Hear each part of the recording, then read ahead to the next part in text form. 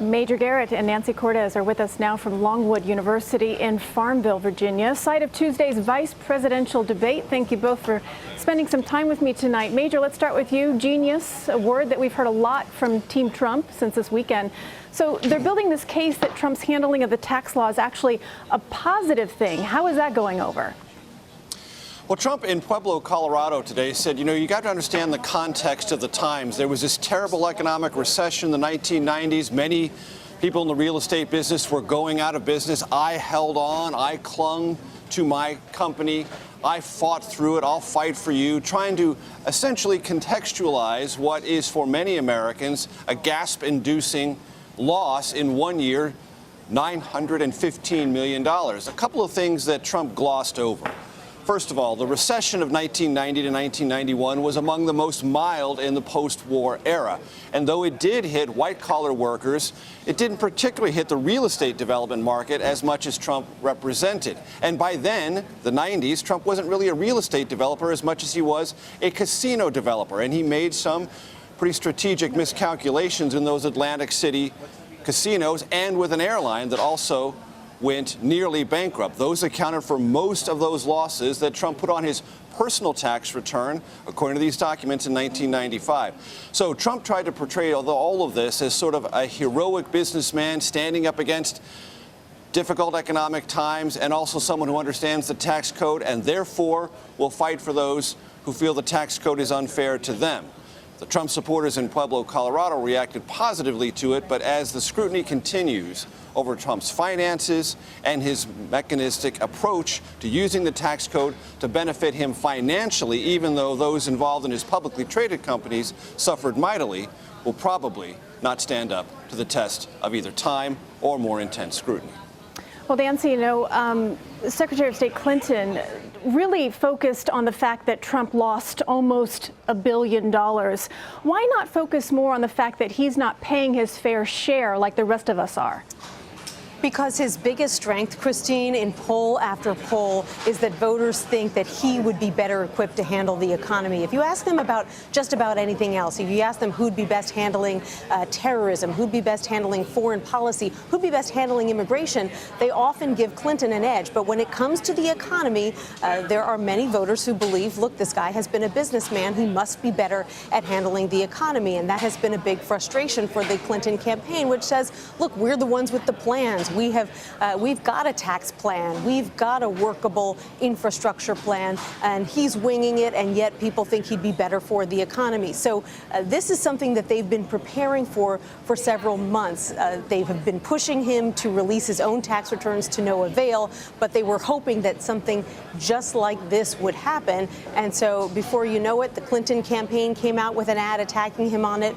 Priorities USA, the largest Democratic super PAC supporting Hillary Clinton, came out with an ad on it as well. And oh, by the way, the person starring in the ad just happened to be an Ohio voter talking about, look, the rest of us pay taxes. Why doesn't Donald Trump? If he doesn't pay taxes, how does he contribute to things like roads and schools and all the things that, we couldn't do in this country if we didn't have a tax base? And Christine, you know that this is something that both campaigns agree on. What is the core vulnerability of this story? It's not so much tax fairness. That's a secondary issue. Both campaigns know the biggest vulnerability exposed by this story was Trump was a crappy businessman in the 90s.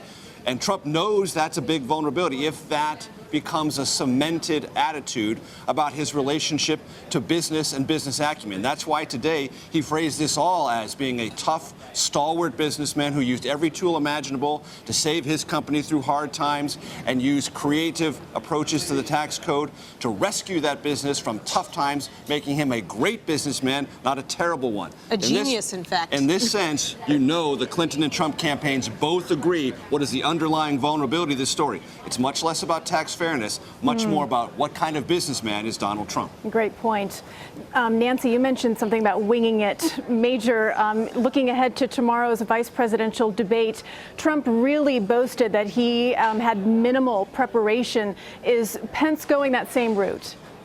No. Mike Pence is a skilled, trained politician, an intellectual who approaches politics seriously, cares deeply about policy, did when he was in the House of Representatives, did when he was governor of Indiana and still does.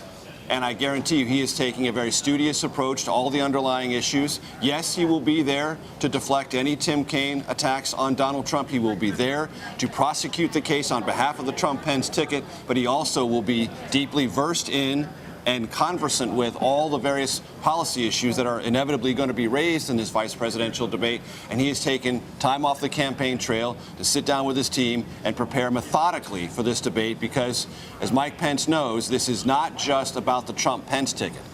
If this Trump-Pence ticket doesn't succeed, this vice presidential debate will also be about a window into Mike Pence's own political future, and he doesn't want to blow it. Nancy, if I can ask you really quickly, the role of Pence and Cain tomorrow night, are they just surrogates for the top of the ticket here, or are they trying to prove their own mettle, as Major just mentioned?